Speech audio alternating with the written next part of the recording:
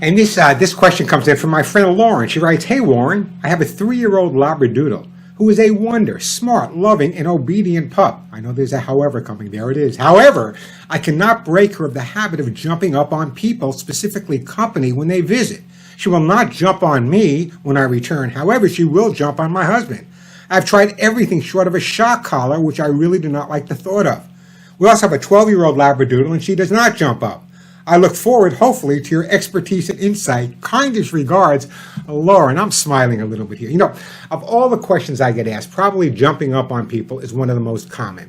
And I try to explain to people, can you imagine living in a society, in a world where everyone around you was 18, 20 feet tall? You couldn't make facial contact. You couldn't make eye contact. Dogs are very into facial contact, eye contact, and this sense of smell around our mouth. All of that's important to a dog. That's one of the reasons that they jump up. However, it hurts, especially with a Labradoodle. It's a pretty good-sized dog. So a couple of things. First of all, she said the dog doesn't jump on her, but the dog does jump on her husband. Right off the bat, inconsistency, not good at all. Number two, she said she was thinking of things short of a shock collar. Well, keep thinking short of a shock collar. They're abusive, they're lousy, and there's much better ways to do it. And it's harmful and abusive as far as I'm concerned. So let's approach jumping in a better way.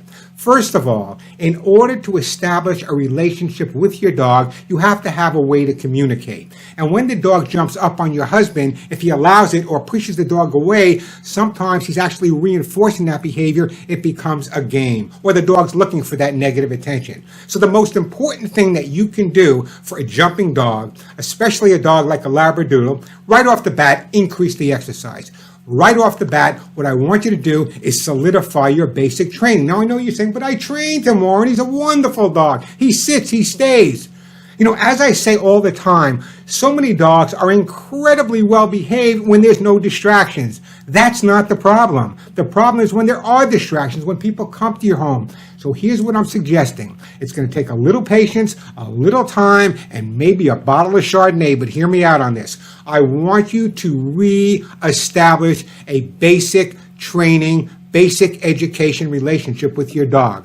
I want you to start off by going over all the basic commands: sit, stay, down, come, here, whatever.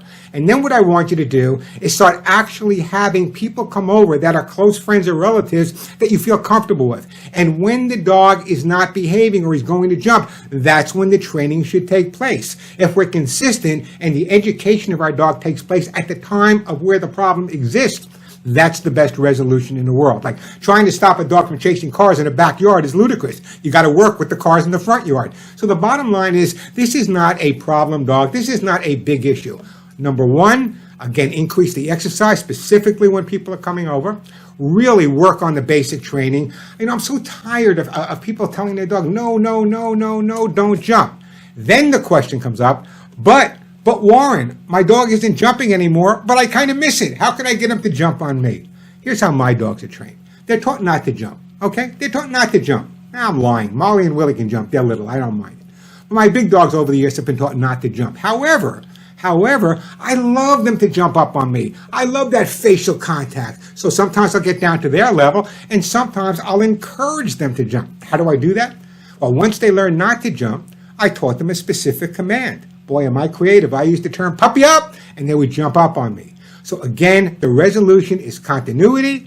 You and your husband got to do it the same way.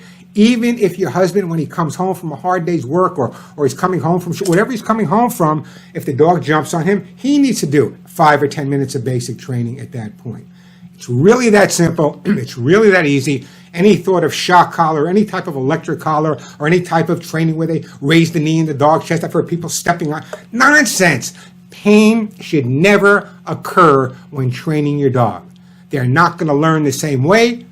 And if they do learn, they're going to be subservient and scared all the time. Who wants to live with a dog like that? I want my dog to be happy. So bottom line is this. Follow my advice.